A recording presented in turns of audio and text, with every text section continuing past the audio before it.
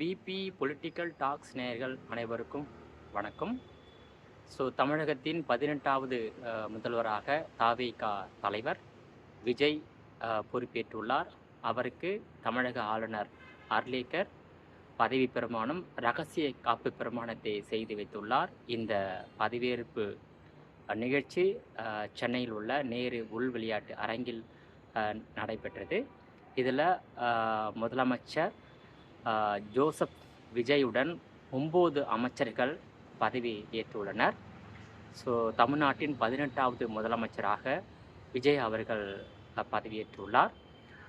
நடைபெற்று முடிந்த சட்டமன்ற தேர்தலில் 108 இடங்களை கைப்பற்றிய தாவேகா தனி பெரும் கட்சியாக உருவெடுத்தது. அதற்கு அடுத்தபடியாக திமுக தலைமையிலான கூட்டணி 73 இடங்களில் வெற்றி பெற்றது. அதற்கு அடுத்தபடியாக அதிமுக கூட்டணி 53 இடங்களில் வெற்றி பெற்று 3வது இடத்துக்கு தள்ளப்பட்டது. முதலிடத்தை பிடித்த தாவேகா ஆட்சி அமைவதற்கு ஏறக்குறைய 12 சட்டமன்ற உறுப்பினர்களின் ஆதரவு தேவைப்பட்டது. அதற்காக இந்த மாதம் 4ஆம் தேதி முதல் நேற்று வரையில் பல்வேறு கட்சிகளிடம் ஆதரவை கோரினார். அதன் அடிப்படையில் முதலாக திமுக கூட்டணியில் இடம்பெற்று இருந்த காங்கிரஸ் கட்சி திமுக கூட்டணியை முறித்து கொண்டு தாவேகாவில் இணைந்து தாவேகாவிற்கு 5 சட்டமன்ற உறுப்பினர்கள் ஆதரவை முதலாக காங்கிரஸ் கட்சி வழங்கியது. அப்போ 108 என்பது 113ஆக உயர்ந்தது. அதன் பிறகு தாவேகா தலைவராக இருந்த விஜய் அவர்கள் 2 தொகுதியில் வெற்றி பெற்றதால் ஒரு தொகுதியை ராஜினாமா செய்ய வேண்டிய நிலைக்கு தள்ளப்பட்டுள்ள நிலையில் அந்த ஒரு தொகுதி மைனஸ் ஆகும்போது 107ஆக குறைந்தது. 107 + 5 112 தொகுதிகள் தான். அதன் பிறகு இடதுசாரிகள், விசிக, இந்திய யூனியன் முஸ்லீம் லீக் போன்ற கட்சிகளின் தலைவர்களிடம் தாவேகா தலைவர் தொடர்ந்து பேச்சுவார்த்தையை நடத்தி வந்தார். அதில் 2 இடதுசாரிகள், அதாவது சிபிஐ, சிபிஎம் 2 கட்சிகளும் 2 தொகுதியில் வெற்றி பெற்றிருந்தது. மொத்தம் 4 தொகுதியில் வெற்றி பெற்றிருந்தது. அந்த 4 சட்டமன்ற உறுப்பினர்கள் ஆதரவை அதாவது சிபிஐ உடைய மாநில செயலாளர் மு வீரபாண்டியன், சிபிஎம் மாநில செயலாளர் சண்முகம் ஆகியோர் நிபந்தனை அற்ற, அதாவது வெளியிலிருந்து தாவேகாவை ஆதரிப்பதென முடிவு செய்தார்கள். அதன் அடிப்படையில் தாவேகாவின் பலம் 112லிருந்து 116ஆக உயர்ந்தது. அதன் பிறகு 2 இடதுசாரிகள் என்ன முடிவு எடுக்கிறார்களோ அதே முடிவைத்தான் நானும் எடுப்பேன் என்று விசிக தலைவர் தொல் திருமாவளவன் தெரிவித்திருந்தார். அதன் அடிப்படையில் நேற்று மாலை ஒரு 4 மணிக்கு தனது முடிவை அறிவித்தார்.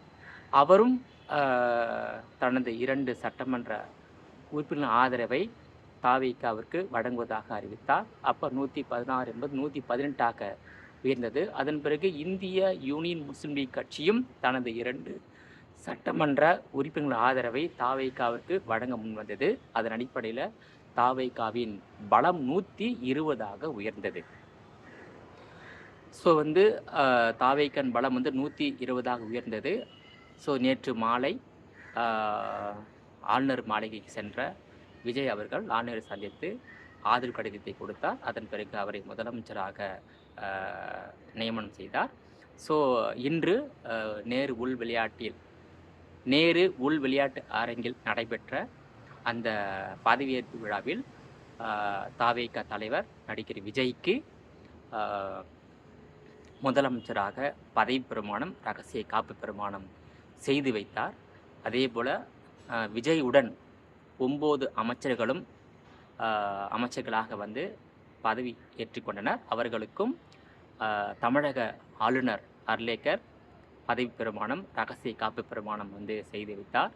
இந்த நிகழ்ச்சி சென்னை நேரு உள் விளையாட்டு அரங்கில் முழுவீச்சில் மிக பிரம்மாண்டமாக நடைபெற்றது என்றுதான் சொல்ல வேண்டும். நிச்சயமாக தாவேகா தலைவர் ஜோசப் விஜய் அவர்கள் தமிழ்நாட்டின் 18வது முதலமைச்சராக பொறுப்பேற்று உள்ள நிலையில் அவர் 1920ஆம் ஆண்டு முதல் 26ஆம் ஆண்டு வரையில், அதாவது 20ஆம் ஆண்டு முதல் 37ஆம் ஆண்டு வரையில் நீதி கட்சி ஆட்சி நடைபெற்றது. 37லிருந்து 67 வரையில் காங்கிரஸ் கட்சி ஆட்சி நடைபெற்றது.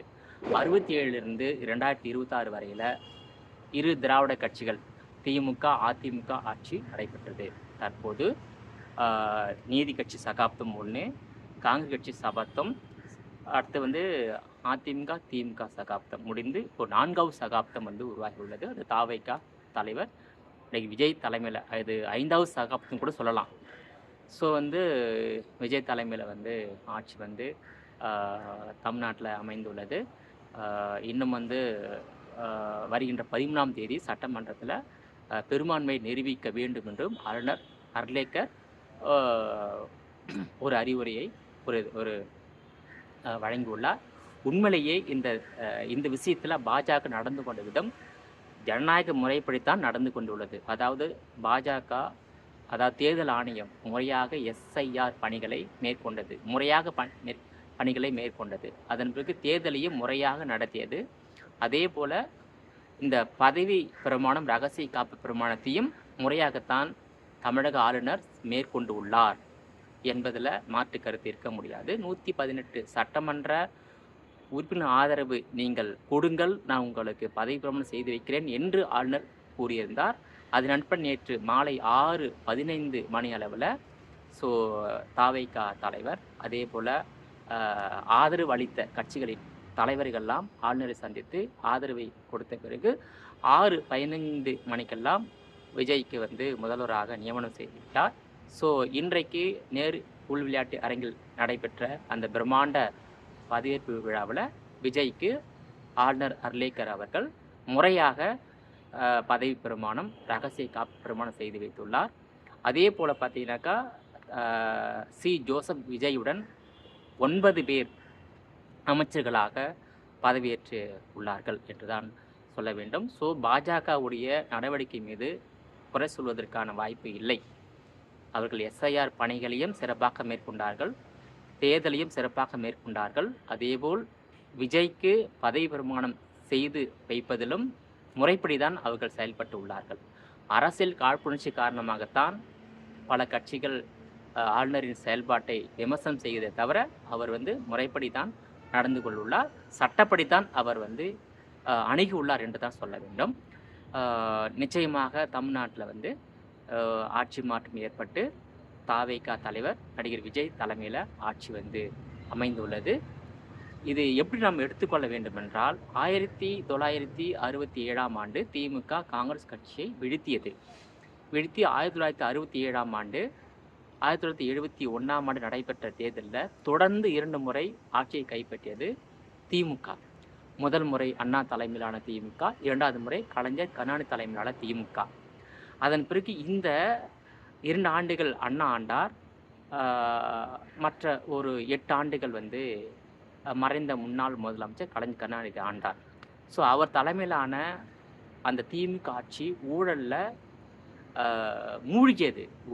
ஊழல், லஞ்சம், வன்முறை, அராஜகம், ரவுடிசம் எல்லாம் வந்து தலைவிரித்து ஆடியது.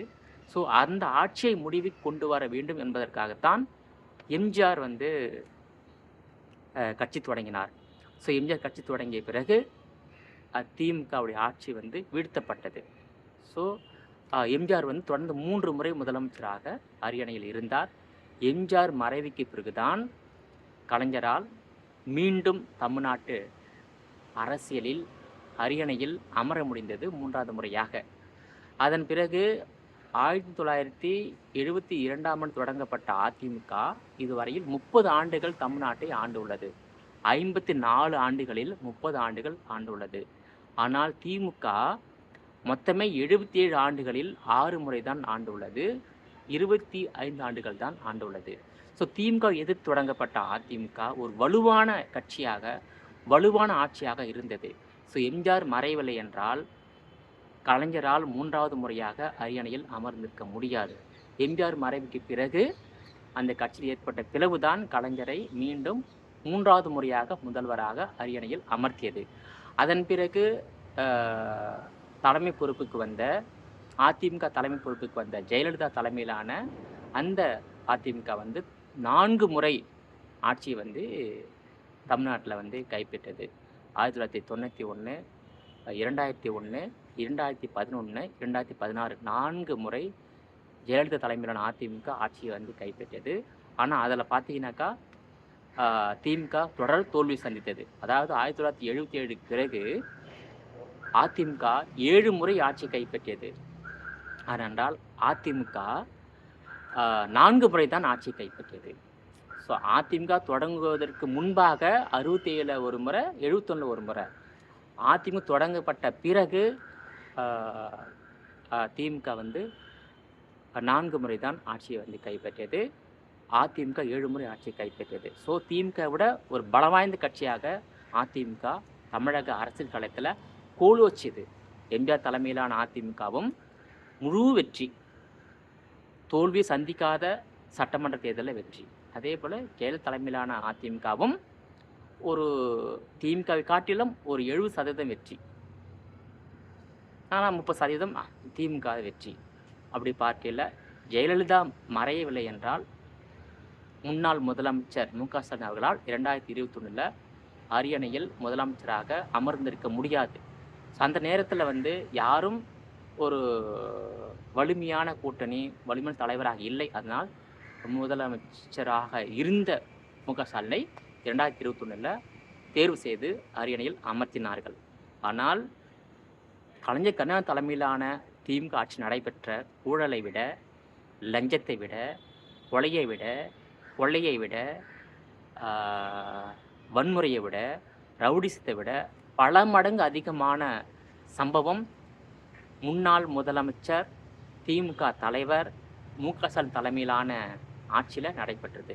அதனால் ஜெயலலிதா மறைவுக்கு பிறகு திமுகவை அதிமுகவால் வீழ்த்த முடியாது என்ற முடிவுக்கு வந்துவிட்ட அரசியல்வாதிகள் என்றால், ஜெயலலிதா மறைந்த பிறகு 2019 ஆண்டு நடைபெற்ற சட்டமன்ற இடைத்தேர்தலிலும் நாடாளுமன்ற தேர்தலிலும் அதிமுக வீழ்த்தி திமுக வெற்றி பெற்றது. ஸோ அதனால் 2019 ஆண்டு தொடங்கிய அந்த திமுக தலைமையிலான கூட்டணியுடைய வெற்றி, குறிப்பாக திமுக தலைவர் முதலமைச்சர் மு.க. தலைமையிலான வெற்றி 2024 வரையில் நீடித்தது. நாடாளுமன்ற தேர்தல், சட்டமன்ற இடைத்தேர்தல், பிறகு வந்து உள்ளாட்சி தேர்தல், சட்டமன்ற தேர்தல், 2024 நடைபெற்ற நாடாளுமன்ற தேர்தலில் தொடர்ந்து வெற்றி பெற்றது. ஆனால் தமிழ்நாட்டு மக்கள் நம்பி வாக்களித்த திமுகவினருக்கு திமுக தமிழ்நாட்டு மக்களின் மீது முதுகில் குத்தியது என்று தான் சொல்ல வேண்டும். இது முதுகில் குத்தியது. தமிழக காவல்துறையை அண்ணா அறிவாலயத்தில் உள்ள குற்றவாளிகளை பாதுகாப்பதற்காக மட்டுமே முன்னாள் முதலமைச்சர் மு.க. ஸ்டாலின் அவர்கள் முழுமையாக பயன்படுத்தினார். நிரபராதிகளை காப்பாற்றுவதற்கு, நிரபராதிகளுக்கு நீதி வழங்குவதற்கு தமிழ்நாட்டு காவல்துறை, குறிப்பாக சென்னை மாநகர காவல்துறையை முன்னாள் முதலமைச்சர் மு.க. ஸ்டாலின் பயன்படுத்தவே இல்லை. அண்ணா அறிவாலயத்தில் உள்ள கொடூர குற்றவாளிகள், குறிப்பாக கலைஞர் தொலைக்காட்சியில் உள்ள கொடூர குற்றவாளிகள், திமுகவில் உள்ள குற்றவாளிகள், திமுக ஆட்சியாளர்கள் செய்த குற்றங்களை பாதுகாப்பதற்காக மட்டுமே தமிழக காவல்துறையை முன்னாள் முதலமைச்சர் மு.க. ஸ்டாலின் பயன்படுத்தி உள்ளார் என்பது 500% உண்மை. திமுக ஆட்சியில் ஏழை எளிய நடுத்தர மக்களுக்கு, பாமர மக்களுக்கு காவல் நிலையத்தில் நீதி கிடைக்கவில்லை, நியாயம் கிடைக்கவில்லை. இந்த காவல்துறையை முன்னாள் முதலமைச்சர் மு.க. ஸ்டாலின் ஒருதலை பட்சமாகத்தான் பயன்படுத்தினார். குற்றவாளிகளுக்கு ஆதரவாக செயல்படும்படி உத்தரவை பிறப்பித்து அதன் அடிப்படையில் தான் காவல்துறை செயல்பட்டது. எத்தனையோ நிரபராதிகள் காவல் நிலையத்துக்கு அழைத்து வந்து மிரட்டி அடிபணிய செய்து குற்றவாளிகள் மீது வழக்கு கொடுக்கக்கூடாது மிரட்டி எழுதி வாங்கிய சம்பவம் திமுக ஆட்சியில் நடைபெற்றது. அதற்காக தமிழ்நாட்டு மக்கள் தக்க பாடத்தை வந்து திமுகவுக்கு கொடுத்து உள்ளார்கள். ஒட்டுமொத்த தமிழ்நாட்டு மக்களுடைய விருப்பம் என்னவாக இருந்தது என்றால், தமிழ்நாட்டில் மீண்டும் திமுக ஆட்சி மலரக்கூடாது என்பதுதான் தமிழ்நாட்டு மக்களுடைய விருப்பமாக, மனநிலையாக இருந்தது. அதனுடைய பிரதிபலிப்பு தான் தாவேகாவை தமிழ்நாட்டு மக்கள் ஆதரித்து உள்ளார்கள். தாவேகாவும் 108 இடங்களில் வெற்றி பெற்று இப்போ 12 இடங்களின் ஆதரவோடு மாற்றுக் கட்சி, அதாவது சிபிஐ 2 தொகுதி, சிபிஎம் 2 தொகுதி, விசிக 2 தொகுதி, இந்திய யூனியன் முஸ்லீம் லீக் 2 தொகுதி, சேர்த்து பார்த்தா 8 தொகுதி ப்ளஸ் காங்கிரஸ் கட்சியுடைய 5 தொகுதி, மொத்தம் 13 தொகுதி. 13 சட்டமன்ற உறுப்பினர்களின் எத்தனை கட்சி? CBI 1, CPM 3, CBI 1, CPM 2, Visika 3, 5 கட்சிகளின் ஆதரவுடன் தற்போது 5 கட்சிகளின் ஆதரவுடன் 17 சட்டமன்ற உறுப்பினர்களின் ஆதரவை பெற்று இன்றைக்கு தமிழ்நாட்டின் 18வது முதலமைச்சராக விஜய் அவர்கள் வந்து பதவியேற்றுள்ளார். தமிழ்நாட்டில் வந்து அந்த தாவேக கூட்டணியில் இடம்பெற்றுள்ள ஆதரவு தெரிவித்துள்ள, அதாவது விசிகா 2 இடதுசாரி இந்திய யூனியன் முஸ்லீம் லீக் வந்து வெளியிலிருந்து ஆதரவு அளித்துள்ளது, நிபந்தனையற்ற ஆதரவு அளித்துள்ளது. காங்கிரஸ் மட்டும்தான் கூட்டணியில் இணைந்து ஆதரவு அளித்துள்ளது. அதால் காங்கிரஸ் கட்சிக்கு அமைச்சர் பதவியில் இடம் கொடுப்பதற்கான வாய்ப்பு இருக்கின்றது. தற்போது முதல் கட்டமாக முதலமைச்சர் ஜோசப் விஜயுடன் 9 பேர் அமைச்சர்களாக பதவி ஏற்றுள்ளார்கள். அடுத்து வந்து ஏறக்குறைய இன்னும் 34 பேர் வந்து திமுக அமைச்சரவையில் இடம்பெற்றிருந்தாங்க. இப்போ 9 பேர்னா இன்னும் வந்து 25 பேருக்கு அமைச்சர் பதவி வழங்கப்படுவதற்கான வாய்ப்பு இருக்கின்றது. நிச்சயமாக தமிழ்நாட்டில் காங்கிரஸ் கட்சிக்கு அமைச்சரவையில் இடம் கொடுப்பதற்கான வாய்ப்பு இருக்கின்றது. காங்கிரஸ் கட்சி வந்து திமுக கூட்டணியிலிருந்து வெளியேறி தாவேகாவிலிருந்து இணைந்து விட்டது. அதனால் இனிவரும் காலங்களில் தாவேகா காங்கிரஸ் கூட்டணி தான் வந்து இணைந்து தேர்தல் சந்திக்கும். அது உள்ளாட்சி தேர்தலாக இருந்தாலும், சட்டமன்ற தேர்தலாக இருந்தாலும், அது நாடாளுமன்ற தேர்தலாக இருந்தாலும். ஸோ அடுத்து நடைபெறுகின்ற நாடாளுமன்ற தேர்தலில், உள்ளாட்சி தேர்தலில் தாவேகா காங்கிரஸ் கூட்டணி இணைந்து தேர்தல் சந்திப்பது உறுதியாக உள்ளது. இதே காங்கிரஸ் கட்சி ஒரு மாதத்துக்கு முன்பாக திமுகவிலிருந்து வெளியேறி தாவேகாவில் இணைந்திருந்தால் தாவேகா முழு மெஜாரிட்டியை பெற்றிருக்கும். காங்கிரஸ் கட்சி குறைந்தது 40 தொகுதியில் வெற்றி பெற்று எதிர்கட்சி அந்தஸ்தை பெற்றிருக்க முடியும். ஆனால் காங்கிரஸ் கட்சியும் அந்த வாய்ப்பை தவற விட்டுவிட்டது. அதே போல அதிமுகவும் எடப்பாடி பழனிசாமி அவர்களும் ஆட்சி கைப்பற்றுவதற்கான வாய்ப்பு இருந்தது. அதாவது திமுகவை தமிழ்நாட்டு மக்கள் முற்றிலுமாக நிராகரித்து விட்டார்கள். திமுக இனி தமிழ்நாட்டு அரியணையில் அமரக்கூடாது, முன்னாள் முதலமைச்சர் மு க ஸ்டாலின் தொடர்ந்து 2வது முறையாக அரியணையில் அமரக்கூடாது என்ற முடிவுக்கு தமிழ்நாட்டு மக்கள் வந்து விட்டார்கள். தமிழ்நாட்டில் ஒரு மக்கள் புரட்சி, தேர்தல் புரட்சி வந்து விட்டது. அதை தாவேகா முறையாக பயன்படுத்தி கொண்டது. ஆனால் எடப்பாடி பழனிசாமி அவர்கள் செய்த தவறு என்னவென்றால், ஓபிஎஸ், டிடிவி தினகரன், சசிகலா, வைத்திலிங்கம், இந்த மாதிரி நிறைய பேர் அதிமுகவிலிருந்து திமுகவுக்கு செல்வதற்கு அனுமதி கொடுத்திருக்கக்கூடாது. அவளை தடை போட்டு சமரசமாக பேசி கட்சியில் தக்க வைத்திருக்க வேண்டும். அதிமுகவிலிருந்து இவ்வளோ பேர் திமுகவை நோக்கி படையெடுத்ததன் காரணமாகத்தான் திமுக இன்று அதிமுகவின் செல்வாக்காலும் 28 கட்சியின் வாக்குகளாலும் தான் இன்றைக்கு 59 இடங்களை வெற்றி பெற்று எதிர்கட்சியாக வந்துள்ளது. நிச்சயமாக அதுதான் காரணம். ஏழை எளிய பாமர மக்கள் வாக்களித்து திமுக 59 இடங்களில் வெற்றி பெறவில்லை. 28 கட்சிகளின் வாக்குகள் ப்ளஸ் அதிமுகவிலிருந்து திமுகவில் இணைந்தவர்களின் வாக்குகள் தான் இன்றைக்கு திமுகவை எதிர்கட்சியாக வெற்றி பெற செய்துள்ளது. அட்லீஸ்ட் அதிமுகவிலிருந்து திமுகவுக்கு சென்றவர்களை செல்ல விடாமல் தடுத்து நீங்கள் உங்கள் கட்சியிலேயே தக்க வைத்திருந்தால், செங்கோட்டையன் விடாமல் நீங்கள் உங்கள் கட்சியிலே தக்க வைத்திருந்தால், அட்லீஸ்ட் நீங்கள் ஆட்சியை கைப்பற்ற முடியாமல் போனாலும் எதிர்கட்சியாக நீங்கள் வந்திருக்க முடியும். திமுக 3வது இடத்துக்கு தள்ளப்பட்டு இருக்கும். ஸோ அதே போல் பார்த்தீங்கன்னாக்கா பாஜகவுடைய முன்னாள் மாநில தலைவர் அண்ணாமலையை அந்த பதவியிலிருந்து நீக்கியது பாஜக செய்தது தவறு நிச்சயமாக. அதனால்தான் பாஜகவிற்கு இவ்வளோ தோல்வி. கடந்த முறை 4 இடத்துல வெற்றி பெற்றீங்க, இந்த முறை 1 இடத்துல வெற்றி பெற்றீங்க. காரணம் என்னென்னா, அண்ணாமலை தலைமையிலான பாஜகவிற்கு தமிழ்நாட்டு மக்கள் மத்தியில் செல்வாக்கு இருக்கின்றது. அண்ணாமலைக்கு செல்வாக்கு இருக்கின்றது. நீங்கள் வந்து ஒரு கட்சியுடைய கொள்கை, கோட்பாடு, சித்தாந்தத்தின்படி மக்கள் வாக்களிக்கல. அதை முதல்ல நீங்க புரிந்து கொள்ள வேண்டும். அதாவது ஒரு கட்சியுடைய தலைவர் அ ஒரு பிரபலமான தலைவரா? அதாவது இன்றைக்கு தமிழ்நாட்டு மக்கள் வந்து கொள்கை அரசியல, சித்தாந்த அரசியல, அ கோட்பாடு அரசியல விரும்பல. கவர்ச்சி அரசியலை விரும்புறாங்க. வசீகரமான அரசியலை விரும்புறாங்க. எந்த ஒரு தலைவர் கவர்ச்சியாகவும் வசீகரப்படுத்தக்கூடிய நிலையில இருக்கிறாங்களோ, அவர்களைத்தான் முதலமைச்சராக தேர்ந்தெடுக்கிறார்கள். அவருடைய கட்சியைத்தான் தமிழ்நாட்டு மக்கள் தேர்ந்தெடுத்து அரியணையில அமர்த்துகிறார்கள். அந்த வரிசையில அண்ணாமலை வந்து ஒரு சிறந்த மக்கள் மத்தியில இடம் பிடித்த தலைவர். அதனால தான் 2021ஆம் ஆண்டு பாஜக 4 இடங்கள்ல வெற்றி பெற்றது. இப்ப 2021ல நீங்க அவரை அந்த பதவியிலிருந்து நீக்கி ஓரங்கட்டிட்டீங்க.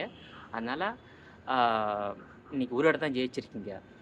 ஸோ எப்படி 1967ஆம் ஆண்டு காங்கிரஸை வீழ்த்தி திமுக தொடர்ந்து 2 முறை வெற்றி பெற்றதோ, 1972ஆம் ஆண்டு தொடங்கப்பட்ட அதிமுக தொடர்ந்து 3 முறை வெற்றி பெற்று திமுகவை அரியணைக்கு வர முடியாமல் தடுத்ததோ, எம்ஜிஆர் மறைக்கு பிறகுதான் கலைஞரால் மீண்டும் அரசியல்ல ஜெயிக்க முடிந்ததோ, அதே போல ஜெயலலிதா மறைவுக்கு பிறகுதான் மு.க. ஸ்டாலினால் முதலமைச்சராக வர முடிந்ததோ, அதே போல இன்னைக்கு அன்றைக்கு திமுக எதிர்த்து தொடங்கப்பட்ட அதிமுக பலம் வாய்ந்த கட்சியாக இருந்து வந்தது. ஜெயலலிதா மறைவுக்கு பிறகுதான் அந்த கட்சி பிளவுபட்டு ஏன் பல கூறுகளாக பிரிந்து விட்டது. அதிமுகவை திமுக கபலீகரம் செய்து விட்டது. பாமகவை திமுக கபலீகரம் செய்து விட்டது. இத்தனை சூழ்ச்சிகளும் செய்துதான் திமுக எதிர்கட்சி வரிசையில் அமர்ந்திருக்காங்க. இது நீடிக்காது. திமுக ஆட்சி இழந்துள்ளது. அதற்கு பிறகு கட்சி இழக்கப் போகிறது. அதன் பிறகு அவர்கள் நடத்தக்கூடிய கலைஞர் தொலைக்காட்சி இழக்கப் போகிறார்கள். இது நிச்சயமாக தமிழ்நாட்டில் நடந்தே தீரும். அவர்கள் செய்த பாவத்திற்கு, அவர்கள் செய்த அநியாயத்திற்கு, அவர்கள் செய்த ஒருதலை பட்சமான விசாரணைக்கு அவர்களால் இன்றைக்கு தமிழர்கள், ஏழை எளிய நடுத்தர மக்கள், நிரபராதிகள் வாழ்க்கை இழந்து நடுத்தெருவில் நிற்கிறாங்களே, அதற்கான தண்டனையை வரும் காலங்களில் திமுகவினர், அண்ணா அறிவாலய திமுகவினர் அனுபவிக்க போகிறார்கள் என்பதுதான் உண்மை. நான் தேர்தல் நடைபெறுவதற்கு முன்பாகவே நான் சொன்னேன், திமுகவுக்கு ஏற்படுகின்ற தோல்வி அந்த கூட்டணியில் உள்ள அனைத்து கட்சிகளும் ஏற்பட போகின்றது என்று சொன்னேன். ஆனால் கட்சிகள் விழித்து கொள்ளவில்லை. திமுக வெற்றி பெற்றுவிடும் என்ற நம்பிக்கையில் திமுக பயணம் செய்தார்கள், தோல்வி சந்தித்து உள்ளார்கள் என்பதுதான் உண்மை. அதே போல் இப்போ தாவேகா தமிழ்நாட்டில் முதல் முறையாக அரியணையில் வந்து அமர்ந்துள்ளது. ஏன் எம்ஜிஆரை காட்டிலும் எம்ஜிஆர் கட்சி தொடங்கி 5 ஆண்டுகளில்தான் ஆட்சி பொறுப்பை கைப்பற்றினார். ஆனால் எம்ஜிஆரை மிஞ்சும் வகையில் தாவேகா தலைவர் நடிகர் விஜய் கட்சி தொடங்கிய 2 ஆண்டுகளிலேயே ஆட்சி வந்து கைப்பற்றியுள்ளார். அன்றைய 1977ஆம் ஆண்டு கூட்டணி அமைத்து தான் எம்ஜிஆர் தலைமையிலான அதிமுக வெற்றி பெற்று ஆட்சி கைப்பற்றியது. ஆனால் இன்றைய விஜய் கூட்டணியே அமைக்காமல், தேர்தலில் பணம் கொடுக்காமல், தனித்தே தேர்தல் சந்தித்து தனி பெரும்பான்மையாக வெற்றி பெற்று பல கட்சியின் ஆதரவை பெற்று அரியணையில் வந்து அமர்ந்துள்ளது. நிச்சயமாக இது எம்ஜிஆரை மிஞ்சிய விஜய் என்று தான் சொல்ல வேண்டும். தமிழ்நாட்டு மக்கள் விஜய் மீது எந்த அளவுக்கு நம்பிக்கை வைத்து வாக்களித்து உங்களை அரியணையில் முதலமைச்சராக அமர்த்தி உள்ளார்களோ அந்த நம்பிக்கையை நீங்கள் காப்பாற்ற வேண்டும். குறிப்பாக அண்ணாவை போல நீங்கள் தமிழ்நாட்டை ஆளப் போகிறீர்களா? மன்னிக்கவும், ஃபஸ்ட்டு வந்து காமராஜர் போல நீங்கள் தமிழ்நாட்டை ஆளப் போகிறீர்களா? அண்ணாவை போல நீங்கள் தமிழ்நாட்டை ஆளப் போகிறீர்களா? எம்ஜிஆரை போல ஆளப் போகிறீர்களா? தமிழ்நாட்டில் 18 பேர் முதலமைச்சராக இருந்தாலும் காமராஜர், அண்ணா, எம்ஜிஆர் 3 பேர் வந்து சிறந்த முதலமைச்சர். அதற்கு அடுத்தபடியாக எடப்பாடியும் ஒரு சிறந்த ஆட்சியை கொடுத்தார். ஆனால் அவருக்கு வந்து இயற்கை எண்ணெய் இடம் கொடுக்கவில்லை. ஏன்னா கொரோனா வைரஸ் வந்து பல இன்னல்களை தந்து விட்டது. அதனால் வந்து எடப்பாடியும் ஒரு சிறந்த முதலமைச்சர் தான். ஆனால் அவருக்கு வந்து டிப்ளமேட்டிக்கு இல்லை அவர்கிட்ட. அதனால்தான் கட்சியை கட்டுக்கோப்பாக வைத்து கொள்ள எடப்பாடி பழனிசாமி அவர்கள் தவறிவிட்டார். செங்கோட்டையன் சொன்னாரே, ஒன்றுபட்ட அதிமுகவாக நீங்கள் மாற்றுங்க, வலுப்படுத்துங்கன்னு சொன்னார். அதை கேட்க அவர் மறுத்து விட்டார். அரசியலில் சகிப்புத்தன்மை வேண்டும். சுயநலம் என்பது இருக்கவே கூடாது. பொது நலத்துடன் தான் ஒரு அரசியல்வாதி செயல்பட வேண்டும். செங்கோட்டையன் சொன்ன அந்த யோசனையை எடப்பாடி பழனிசாமி அவர்கள் ஏற்றிருந்தால் இன்றைக்கு எடப்பாடி பழனிசாமி தலைமையிலான அதிமுக எதிர்க்கட்சி வரிசையில் அமர்ந்திருக்கும். ஏன் ஆளுங்கட்சி வரிசையில் கூட அமர்ந்திருக்க வாய்ப்பு இருந்திருக்கிறது. ஸோ அதை எடப்பாடி அவர்கள் தவறை விட்டு விட்டார். எப்படி வாக்கு வங்கியே இல்லாத திமுக என்ன பண்ணாங்க? 28 கட்சிகளை கூட்டணியில் அமைத்து அவர்களின் வாக்குகளை பெற்று நீங்க எதிர்க்கட்சியாக இருக்கிறாங்க. அவங்க ராஜதந்திரமா, எடப்பாடி ராஜதந்திரமான்னு நீங்க பார்த்துக்கணும். ஸோ அடுத்த தேர்தலில் தமிழ்நாட்டில் வந்து திமுகவால் இனி அரியணையில் அமர முடியாது. உதயநிதி ஸ்டாலினால் முதலமைச்சராக இனி வர முடியாது. ஸோ இந்த தேர்தலோடு திமுகவுடைய சகாப்தம் முடிந்து விட்டது. அரியணை கைப்பற்றும் சகாப்தம் முடிந்து விட்டது. அடுத்து ஆட்சியை கைப்பற்றுகின்ற சகாப்தம் முடிந்து விட்டது திமுகவிற்கு. அடுத்து கட்சியை இழக்கின்ற சூழ்நிலைக்கு திமுக தள்ளப்படும். அதன் பிறகு கலைஞர் தொலைக்காட்சியை இழக்கின்ற நிலைமைக்கு திமுக நிச்சயமாக தள்ளப்படும் என்பதில் மாற்று கருத்தில்லை. 100% நடந்தே தீரும். ஸோ தமிழ்நாட்டில் திமுக சகாப்தம் முடிந்து விட்டது. 2029ஆம் ஆண்டு நடைபெறுகின்ற நாடாளுமன்ற தேர்தலோடு திமுகவினுடைய தோல்வி தொடங்கிவிடும். ஸோ அதன் பிறகு எப்படி காங்கிரஸை எதிர்த்து தொடங்கப்பட்ட திமுக தொடர்ந்து 2 முறை ஆட்சியை கைப்பற்றியது, திமுகவை எதிர்த்து தொடங்கப்பட்ட அதிமுக தொடர்ந்து 3 முறை ஆட்சியை கைப்பற்றியது. இப்போ திமுக எதிர்த்து தொடங்கப்பட்ட தாவேக நிச்சயமாக காமராஜரை போல, எம்ஜிஆரை போல தொடர்ந்து 2 முறையோ அல்லது 3 முறையோ தமிழ்நாட்டில் அரியணையை கைப்பற்றக்கூடிய வாய்ப்பு தாவேக தலைவர் சி. ஜோசப் விஜய்க்கு இருக்கின்றது. ஸோ திமுக சகாப்தம் முடிந்துவிட்டது. அதன் பிறகு தாவேகாவை வீழ்த்தக்கூடிய ஒரு கட்சி உதயமாகும் என்றால் அது அண்ணாமலையாகத்தான் இருக்க முடியும். ஒன்று பாஜக தலைமை பொறுப்பை அண்ணாமலையிடம் ஒப்படைக்க வேண்டும், நிரந்தரமாக ஒப்படைக்க வேண்டும். இல்லை என்றால் அண்ணாமலை தாவேகா தலைவர் விஜயை போல தனி கட்சி ஆரம்பித்தாலும் நிச்சயமாக விஜயை எப்படி தமிழ்நாட்டு மக்கள் ஆதரித்தார்களோ அதே போல அண்ணாமலையை தமிழ்நாட்டு மக்கள் ஆதரிப்பார்கள். விஜய் ஏற்படுத்திய புரட்சி அதற்கு அடுத்தபடியாக அடுத்து 10 ஆண்டுகளுக்கு பிறகோ இல்லை 15 ஆண்டுகளுக்கு பிறகோ அண்ணாமலையால் தமிழ்நாட்டில் ஒரு புரட்சியை ஏற்படுத்த முடியும். விஜயை யார் எதிர்கொள்ள முடியும் என்றால் பாஜகவுடைய மாநில தலைவராக இருந்த அண்ணாமலையால் மட்டுமே விஜய் எதிர்கொள்ள முடியும். நிச்சயமாக தமிழ்நாட்டில் தாவேகா தலைவர் முதலமைச்சர் ஜோசப் விஜய் அவர்கள் தமிழ்நாட்டு மக்களுடைய உயிருக்கும் உடைமைக்கும் போதிய பாதுகாப்பை ஏற்படுத்தி கொடுங்கள். காவல் நிலையத்தை ஒருதலை பட்சமாக செயல்படுவதற்கு முற்றுப்புள்ளி வையுங்கள். காவல்துறையின் கைகளை கட்டாதீர்கள். காவல்துறைக்கு முழு சுதந்திரம் கொடுங்கள். தவறு செய்கின்ற எந்த அரசு அதிகாரியாக இருந்தாலும் அவர்களை உடனடியாக நடவடிக்கை எடுங்கள். அவர்களுக்கு அரசாங்கத்தின் பணம், அவர்களுக்கு மக்களின் வரிப்பணம்தான் சம்பளமாகவும் இதர சலுகைகளாக கொடுக்கப்படுகிறது. அவர்கள் மக்களுக்கு சேவை செய்ய மறுக்கும் பட்சத்தில், பாரபட்சமாக வழக்கை விசாரிக்கும் பட்சத்தில், குற்றவாளிகளை காப்பாற்றி நிரபராதிகளை தண்டிக்கும் வகையில் விசாரணை நடத்தும் அதிகாரிகள் மீது, அது காவல்துறையாக இருந்தாலும் அரசு அதிகாரியாக இருந்தாலும் அவர்களை களையெடுக்க வேண்டிய பொறுப்பு விஜய்க்கு உள்ளது. ஒரு நல்ல ஆட்சியை, காமராஜர் ஆட்சியை, அண்ணா ஆட்சியை, எம்ஜிஆர் ஆட்சியை இப்போ விஜய் தருவார் என்ற நம்பிக்கை ஏற்பட்டுள்ளது. மீண்டும் சொல்கிறேன், தமிழ்நாட்டில் திமுக சகாப்தம் முடிந்து விட்டது. 21ஆம் நூற்றாண்டில் ஒரு கட்சியுடைய சகாப்தம் முடிவடைந்து விட்டது என்றால் அது அண்ணா அறிவாலய சகாப்தம் முடிவடைந்து விட்டது. இன்னும் 2 ஆண்டுகளில் அவர்கள் அனைத்து தேர்தலிலும் தோல்வி சந்திக்கப் போகிறார்கள் என்பது 100% உண்மை. திமுக தீய சக்தி, திமுக ஊழல் சக்தி, திமுக பாய்ச்சல் சக்தி, திமுக ஜாதி வெறி பிடித்த கட்சி, திமுக மத வெறி பிடித்த கட்சி, திமுக இன வெறி பிடித்த கட்சி, திமுக மொழி வெறி பிடித்த கட்சி. இப்படிப்பட்ட ஒரு கட்சி தமிழ்நாட்டை ஆள்வதற்கு தமிழ்நாட்டு மக்கள் ஒருபோதும் அனுமதிக்கக்கூடாது. விஜய் அவர்கள் நல்லாட்சி கொடுத்தால் நீங்கள் அவரை தொடர்ந்து தேர்ந்தெடுங்கள். டெல்லியில் அரவிந்த் கெஜ்ரிவால் எப்படி கட்சி ஆரம்பித்து எந்த கட்சியும் கூட்டணி அமைக்காமல் தேர்தல் பணம் கொடுக்காமல் வெற்றி பெற்று ஆட்சி கைப்பற்றினாரோ அதே போல் தமிழ்நாட்டில் விஜய் அவர்கள் கட்சி ஆரம்பித்து தேர்தலில் கூட்டணி அமைக்காமல், வாக்காளர்களுக்கு பணம் கொடுக்காமல் தேர்தலை சந்தித்து வெற்றி பெற்றுள்ளார். நிச்சயமாக இது ஒரு ஆரோக்கியமான அரசியல், ஆரோக்கியமான தேர்தல். தேர்தல் ஆணையம் சிறப்பான பணிகளை மேற்கொண்டுள்ளது. அதே போல தமிழக ஆளுநர் ஒரு சிறப்பான அணுகுமுறையை கையில் எடுத்து தற்போது பதவி பிரமாணம் செய்து வைத்துள்ளார். அரசியல் காழ்ப்புணர்ச்சி காரணமாகத்தான் தேர்தல் ஆணையத்தின் மீதும் அதே போல ஆளுநர் மீதும் எதிர்க்கட்சிகள் குற்றம் சாட்டியது தவிர உண்மை அல்ல. அதுவும் திமுக என்றால் பாஜகவை எதிர்ப்பதில் முதலிடத்தில் இருக்கின்றது. ஒரு அளவுக்கு தான் எதிர்க்கணும்.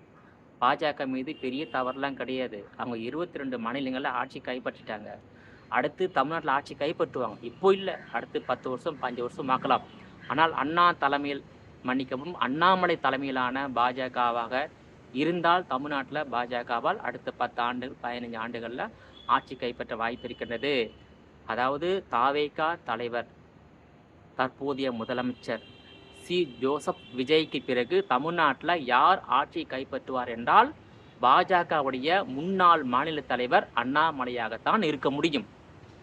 ஸோ அதிமுக இனி தமிழ்நாடு அரசியல் களத்தில் தாவேகா என்ற கட்சி, பிறகு பாஜக, அதுக்கு அடுத்தது அதிமுக, இந்த கட்சிகள் தான் 3 கட்சிகள் தான் 3 கட்சிகளிடையே தான் போட்டி இருக்கும். அடுத்து சீமான் கட்சி வெற்றி பெற வேண்டுமென்றால் நிச்சயமாக தமிழ்நாட்டு மக்கள் மத்தியில் அந்த தமிழ் உணர்வை, இன உணர்வை, மொழி உணர்வை முழுமையாக எடுத்து செல்ல வேண்டும். ஆனால் இன்னும் தமிழ்நாட்டு மக்கள் மத்தியில் அந்த தமிழ் இனம் என்றால் என்ன, தமிழ் மொழி என்றால் என்ன, தமிழ் நிலத்தின் உடைய முக்கியம் என்றால் என்ன, இதெல்லாம் இன்னும் தெரியல. அதனால் அவர்கள் அதான் சொல்கிறேனே, அதாவது தமிழ்நாட்டு வாக்காளர்கள் மத்தியில் ஒரு கட்சியுடைய கொள்கை, கோட்பாடு, சித்தாந்தம் அதில் மனதில் வைத்தெல்லாம் வாக்களிக்கலை. ஒரு கட்சியுடைய தலைவர் பார்ப்பதற்கு கரிஷ்மாவாக இருக்கின்றாரா, பிரபலமாக இருக்கின்றாரா, அவர் நடிகராக இருக்கின்றாரா, அவர் மக்கள் மத்தியில் பிரபலமாக இருக்கின்றாரா. ஸோ பிரபலத்துக்கு தான் வாக்கு. இதுதான் நிதர்சனமான உண்மை. பிரபல தலைமைக்குத்தான் வாக்கு. அந்த தலைமையில் கீழ் போட்டியிடக்கூடிய வேட்பாளர்களுக்கு தான் வாக்கு என்ற முடிவில் தமிழ்நாட்டு மக்கள் வந்துவிட்டார்கள். ஸோ கவர்ச்சி அரசியலை, வசீகர அரசியலை தமிழ்நாட்டு மக்கள் விரும்புகிறார்கள். அப்படி பார்க்கல விஜய்க்கு பிறகு கவர்ச்சி அரசியல், வசீகர அரசியல் நன்றாக பேசக்கூடிய ஒரு ஆளுமையான தலைவர் என்றால் பாஜகவின் முன்னாள் மாநில தலைவர் அண்ணாமலை மட்டும்தான். பாஜக அண்ணாமலையை தயார்படுத்த வேண்டும். பாஜக அண்ணாமலைக்கு மீண்டும் பொறுப்பு வழங்க வேண்டும். அண்ணாமலை தலைமையிலான பாஜகவை நீங்கள் தமிழகம் முழுவதிலும் பரப்புரை செய்ய வேண்டும். தாவேகாவுக்கு பிறகு அண்ணாமலை தான் தமிழ்நாட்டின் முதலமைச்சராக அருகில் அமர்வதற்கு வாய்ப்பு இருக்கின்றது. உதயநிதி ஸ்டாலினுக்கு வாய்ப்பு இல்லை. அவர் இந்த தேர்தலோடு அவர் நிரந்தரமாக வீட்டுக்கு அனுப்பி வைக்கப்படுவார் என்பது நிதர்சனமான உண்மை. ஒன்று தாவேகா, அடுத்து அண்ணாமலை தலைமையிலான பாஜக, அடுத்து அதிமுக. இந்த 3 கட்சிகளிடையே தான் தமிழ்நாட்டை யார் கைப்பற்றப் போகிறார்கள் என்ற போட்டி இருக்கும்.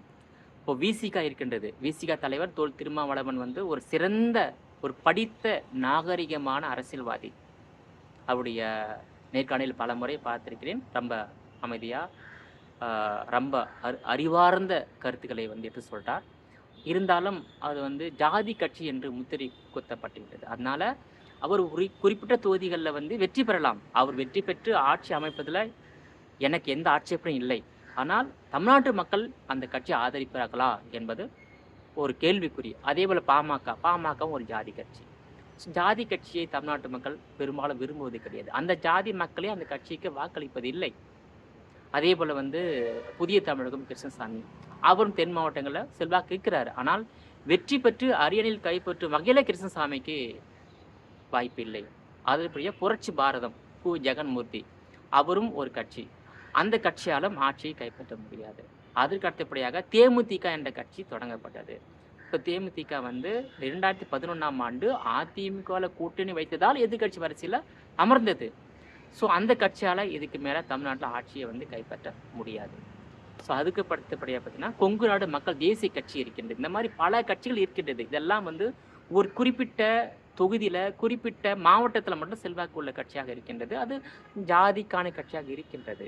ஆனால் ஜாதிக்கான கட்சியாக இருப்பதை நான் குறை சொல்லவில்லை. ஒவ்வொரு ஜாதி ஒரு கட்சி தேவை, அமைப்பு தேவை. அப்போதான் அந்த சமூக மக்கள் வந்து பாதுகாக்கப்படுவார்கள். ஆனால் ஆட்சி கைப்பற்றக்கூடிய இடத்திற்கு விசிக வருமா, பாமக வருமா, புரட்சி பாரதம் வருமா, கொங்கு நாடு மக்கள் தேசிய கட்சி வருமா, தேமுதிக வருமா என்பது ஒரு சந்தேகம் தான். வந்தால் வரட்டும், மக்கள் வாக்களித்தால் அவர்கள் முதலமைச்சராக வரட்டும், அது எந்த விதமான மாற்று கருத்தும் இருக்க முடியாது. ஆனால் மக்களுடைய மனநிலையில் இருந்து பார்க்கும்போது அவர்கள் வசீகர அரசியலை, விளம்பர அரசியலை, கவர்ச்சி அரசியலை விரும்புகிறார்கள். எம்ஜிஆர் வந்து திரைப்படத்தில் நடித்து மக்கள் மனதில் இடம் பிடித்தார் என்பதால் அவர் தொடங்கிய கட்சி வெற்றி பெற்றது. விஜய் அவர்கள் திரைப்படத்தில் நடித்து மக்கள் மனதில் இடம் பிடித்தார். அனைவருக்கும் தெரிந்த ஒரு தலைவராக இருக்கக்கூடிய நபரைத்தான் தமிழ்நாட்டு மக்கள் தேர்ந்தெடுத்து முதலமைச்சராக அரியணையில் அமர்த்துகிறார்கள். எம்ஜிஆரை அப்படித்தான் முதலமைச்சராக தேர்ந்தெடுத்து அரியணையில் அமர்த்தினார்கள். ஜெயலலிதாவையும் அப்படித்தான் தமிழ்நாட்டு மக்கள் முதலமைச்சராக அரியணையில் அமர்த்தினார்கள். விஜயையும் அப்படித்தான் தமிழ்நாட்டு மக்கள் தேர்ந்தெடுத்து முதலமைச்சராக அரியணையில் அமர்த்தியிருக்கிறார்கள். நிச்சயமாக தமிழ்நாட்டுக்கு தேவை என்பது என்ன? காமராஜர் ஆட்சி, அண்ணா ஆட்சி, எம்ஜிஆர் ஆட்சி. இந்த 3 பேர் ஆட்சியை விஜய் கொடுப்பாரா என்ற எதிர்பார்ப்பில் தமிழ்நாட்டு மக்கள் இருக்கின்றார்கள். மீண்டும் சொல்கிறேன், முதலமைச்சர் சி. ஜோசப் விஜய் அவர்களே, நீங்கள் அறிவித்த திட்டங்களை நடைமுறைப்படுத்த முடிகிறதோ இல்லை முடியாமல் போகிறதோ அதை பற்றி நான் எந்த விமர்சனம் செய்யவில்லை. சட்டம் ஒழுங்கை கட்டுக்குள் வைத்து கொள்ள வேண்டும். குற்றங்களை குறைக்க வேண்டும். குற்றவாளிகளை எந்த விதத்திலும் பாதிக்கப்படக்கூடாது. மன்னிக்கவும், குற்றவாளிகளை காப்பாற்றக்கூடாது. குற்றவாளிகள் மீது குற்றத்துக்கு தகுந்த நடவடிக்கையை காவல்துறை மூலமாக வழக்கு பதிவு செய்து நீதிமன்றத்தில் ஆஜர்படுத்தி நீதிமன்றம் தயாராக இருக்கின்றது குற்றவாளிக்கு தண்டனை வழங்க. ஸோ நீதிபதிகள் அவர்களுக்கு தண்டனை கொடுக்க வேண்டும். ஸோ சட்ட ஒழுங்கை கட்டுக்குள் வைத்திருக்க வேண்டும். குற்றங்களை குறைக்க வேண்டும். குற்றவாளிகள் மீது உரிய நடவடிக்கை எடுக்க வேண்டும். குற்றவாளிகள் தப்பிப்பதற்கு எந்த வகையிலும் வழிவகையை செய்து கொடுக்கக்கூடாது. அது தாவேகாவாக இருந்தாலும் அது யாராக இருந்தாலும் இதை செய்தாலே போதும், தமிழ்நாடு அமைதி பூங்காவாக இருக்கும். அதே நேரத்தில் திமுக ஆட்சியாளர்கள் செய்த மாபெரும் தவறு நில ஒருங்கிணைப்பு சட்டம் கொண்டு வந்தாங்க 2023ஆம் ஆண்டு. அதன் அடிப்படையில் 1,10,000 ஏக்கரை விவசாய விளைநிலங்களை கைப்பற்றி கார்ப்பரேட் நிறுவனங்களிடம் ஒப்படைத்தது திமுக அரசாங்கம். மீண்டும் திமுக அரசாங்கம் வந்திருந்தால் 2 லட்சம் ஏக்கரை கைப்பற்றியிருக்கும். விவசாயம் முற்றிலுமாக அழித்து விட்டுருப்பார்கள். அதனால் இந்த தேர்தலில் விவசாயிகள் யாருமே திமுக ஓட்டு போடல. விவசாயிகள் வந்து திமுகவை புறக்கணித்து விட்டார்கள். இந்த தேர்தலில் விவசாயிகள், விவசாய தொழிலாளர்கள், கிராமப்புற மக்கள் திமுகவை புறக்கணித்து விட்டார்கள். அதனால்தான் திமுகவால் ஆட்சியை கைப்பற்ற முடியல. கட்சிக்காரர்கள் 28 கட்சிகளை சேர்ந்த வாக்குகள் தான் திமுகவை 59 இடங்கள் வெற்றி பெற செய்து எதிர்கட்சி வரிசையில் அமர்ந்திருக்கிறது.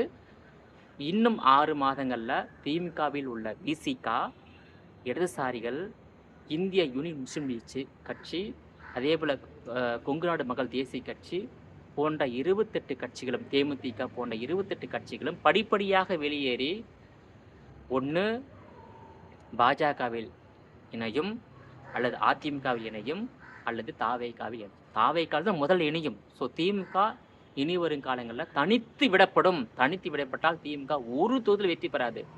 அவர்கள் செய்த ஆட்சி முறை என்பது கொடுங்கோல் ஆட்சி, வன்முறை ஆட்சி, ஒருதலை பட்சமான ஆட்சி. மீண்டும் சொல்கிறேன், இந்த 5 ஆண்டுகளில் காவல்துறையை கலைஞர் டிவியில் உள்ள கொடூர குற்றவாளியை பாதுகாப்பதற்காக மட்டுமே பயன்படுத்தி உள்ளது. ஆனால் கலைஞர் டிவியில் உள்ள கொடூர குற்றவாளியால் பாதிக்கப்பட்ட நிரபராதியை காப்பாற்றுவதற்கு, வாழ்வாதாரத்தை மீண்டும் செய்து கொடுப்பதற்கு காவல்துறையை முன்னாள் முதலமைச்சர் மு க ஸ்டாலின் பயன்படுத்தவில்லை. அதுக்கான தண்டனையை அனுபவித்து விட்டார்கள். இன்னும் மேலும் பல தண்டனையை நீங்கள் அனுபவிக்கப் போகிறீர்கள் என்பதுதான் நிதர்சனமான உண்மை. நிச்சயமாக 100 குற்றவாளி தப்பிக்கப்பட்டாலும் ஒரு நிரபராதி தண்டிக்கப்படக்கூடாது. ஆனால் திமுக ஆட்சியில் 100 குற்றவாளியும் தப்பிச்சிருக்காங்க. லட்சக்கணக்கான நிரபராதியும் தண்டிச்சிருக்காங்க. இதுதான் உண்மை. இதற்கான தண்டனை அனுபவிச்சிட்டீங்க. ஸோ திமுக சகாப்தம் முடிந்து விட்டது. தாவைக்கும் சகாப்தம் தொடங்கிவிட்டது.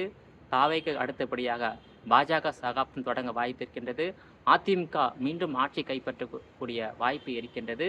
காங்கிரஸ் கூட ஆட்சிக்கு வருவதற்கான வாய்ப்பு இருக்கின்றது. நிச்சயமாக அடுத்து தாவேகா வெர்சஸ் அதிமுக, இல்லை என்றால் தாவேகா வெர்சஸ் பாஜக, இல்லை என்றால் தாவேகா வெர்சஸ் காங்கிரஸ் கூட வருவதற்கான வாய்ப்பு இருக்கின்றது.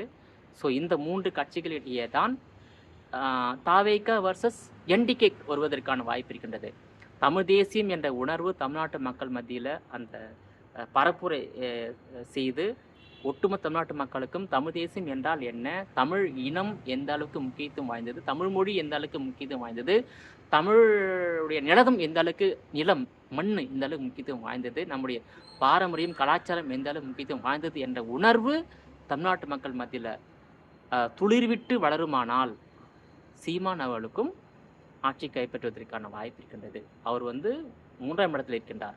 ஃபஸ்ட்டு தாவேகா, 2வது பாஜக, 3வது சீமான், 4வது காங்கிரஸ். காங்கிரஸ் தமிழ்நாட்டில் ஆட்சி கைப்பற்றுவதில் எந்த விதமான மாற்று கருத்தும் இல்லை. அவர்கள் இந்தியாவை 60 ஆண்டுகள் ஆண்டு இருக்காங்க. தமிழ்நாட்டை 1937 67 வரை ஆண்டு இருக்காங்க. ஸோ அவங்க ஆண்ட கட்சி மீண்டும் ஆளுவதில் ஒன்றும் தப்பு இல்லை. அது தமிழ்நாட்டு மக்களுடைய முடிவை பொறுத்தது தான். ஸோ நம்ம கள நிலவரத்தை சொல்கிறோம். முடிவெடுக்க வேண்டியது எஜமானர்கள் யாருன்னா தமிழ்நாட்டு மக்கள். நிச்சயமாக வேளாண்மையை நீங்கள் தாவேகா ஆட்சியாளர்கள் வேளாண்மையை தொந்தரவுப்படுத்தாதீங்க, வேளாண்மையை அழிக்காதீங்க, விவசாய நிலங்களை எதன் தேவைக்காகவும் கையகப்படுத்தாதீங்க, விவசாயிகளின் வாழ்வாதாரத்தை அழிக்காதீங்க, விவசாயிகளுக்கு என்னென்ன சலுகைகளை செய்து தர வேண்டுமோ அந்தந்த சலுகையெல்லாம் நீங்கள் செய்து கொடுங்க, வேளாண் விளைநிலங்களை பாதுகாக்க நடவடிக்கை எடுங்க, இயற்கை வளங்களை சுரண்டுவதை கைவிடுங்க. திமுக ஆட்சியில் இயற்கை வளங்கள் சுரண்டி விட்ட தெரியும் அவங்களுக்கு. அடுத்து நம்ம ஆட்சி வரமாட்டோம். எப்படியாவது இந்த 5 ஆண்டுகளில் எவ்வளோ சம்பாதிக்க முடியுமோ அவ்வளோதையும் சம்பாதித்து விட வேண்டும் என்று, அதான் 50 ஆண்டுகளில் சம்பாதிக்கக்கூடிய பணத்தை திமுக ஆட்சியாளர்கள் 5 ஆண்டுகளில் சம்பாதித்து விட்டார்கள். மறைந்த முன்னாள் முதலமைச்சர் கலைஞர் கருணாநிதி தலைமையிலான திமுக ஆட்சி 5 முறை ஆண்டது இல்லையா? அந்த 5 முறை ஆட்சியில் சம்பாதித்த பணத்தை விட இந்த 5 ஆண்டுகள் ஆட்சியில் பல மடங்கு சம்பாதித்து விட்டார்கள். கலைஞர் கருணாநிதி 50 ஆண்டுகள் அரசியலில் சம்பாதித்த பணத்தை விட பல மடங்கு பணத்தை இந்த 5 ஆண்டுகளில் திமுக சம்பாதித்து விட்டார்கள். இப்படி ஊழல் செய்து, முறைகேடு செய்து, லஞ்சம் வாங்கி சம்பாதித்து குவித்து விட்டார்கள். தமிழ்நாட்டு கடன் சுமை 10 லட்சம் கோடி எதற்காக வாங்கப்பட்டது என்றால், கலைஞருக்கு புகழ் பாடுவதற்காகவே பல லட்சம் கோடி செலவு செய்யப்பட்டது. கலைஞருக்கு புகழ் பாடுவதற்கு, அவருடைய பெயரை பதிவு செய்வதற்கு, அவர் பெயரில் பல இடங்களில் நினைவு சின்னம் அமைப்பதற்கு, அதற்காகவே வீண் செலவை செய்து விட்டார்கள். அதுக்கான தண்டனை தமிழ்நாட்டு மக்கள் கொடுத்து விட்டார்கள். அவர் தெரியும் உங்களுக்கு. ஏன்னா இதுக்கு பிறகு நம்ம ஆட்சி வரமாட்டோம். தமிழ்நாட்டில் அதிமுக ஆட்சி தொடங்கப்பட்ட பிறகு திமுக எந்த தேர்தலிலும் தொடர்ந்து 2 முறை வெற்றி பெற்றது கிடையாது. அந்த வருஷத்தில் நம்ம இந்த முறை வெற்றி பெற மாட்டோம். இந்த 5 ஆண்டுகள் பயன்படுத்தி எந்த அளவுக்கு பணம் சம்பாதிக்க முடியுமோ, எந்த அளவுக்கு திமுகவுடைய முன்னாள் முதலமைச்சர் கலைஞரினுடைய பரப்புரையை, புகழுரையை பரப்ப செய்யமோ, அவருக்கு நினைவாக எங்கெங்கெல்லாம் கட்டடம் கட்ட வேண்டுமோ அதெல்லாம் கட்டி முடித்து விட்டார்கள். அதனால்தான் கடன் சுமை 10 லட்சம் கோடியை தாண்டி விட்டது. இதுதான் காரணம். சுயநலமான ஆட்சியாகத்தான் திமுக ஆட்சி இருந்தது. தமிழ்நாட்டு மக்களுக்கான பொதுநல ஆட்சியாக திமுக இல்லை. அதுக்கான தண்டனையை தமிழ்நாட்டு மக்கள் வழங்கியுள்ளார்கள் என்றார் உண்மை. நிச்சயமாக புதிய ஆட்சி, புதிய தமிழகம். தமிழ்நாட்டு மக்கள் எல்லாம் எந்தவித பயமும் இல்லாமல், பதற்றமும் இல்லாமல் ஒரு வாழக்கூடிய ஒரு ஆட்சி தாவேகா தருமா என்ற எதிர்பார்ப்பில் என்னை போன்ற ஊடகவியலாளர்கள் பொதுமக்களுடைய எதிர்பார்ப்பாக இருக்கின்றது. அதை முடிந்த வரையில் நிறைவேற்றி கொடுக்க நீங்கள் முயற்சி செய்யுங்கள் என்று உங்களை அன்போடு கேட்டுக்கொள்கிறேன். திமுகவை வீழ்த்திய உங்களுக்கு விபி வலையொலி சார்பாக உங்களுக்கு மனமார்ந்த நன்றியை தெரிவித்துக் கொள்கிறேன். இது எனக்கு மட்டுமல்ல, ஒட்டுமொத்த தமிழ்நாட்டு மக்களுடைய வாழ்வாதாரத்தையும் தாவேகா தலைவர் நடிகர் விஜய் காப்பாற்றியுள்ளார். அதற்காக மீண்டும் ஒரு முறை உங்களுக்கு மனமார்ந்த நன்றியை தெரிவித்துக் கொள்கிறேன். நன்றி, வணக்கம். நேயர்களே, இந்த வலையொலி பதிவு உங்களுக்கு பிடிச்சிருந்தா சப்போர்ட் பண்ணுங்க, சப்ஸ்கிரைப் பண்ணுங்க. நன்றி, வணக்கம்.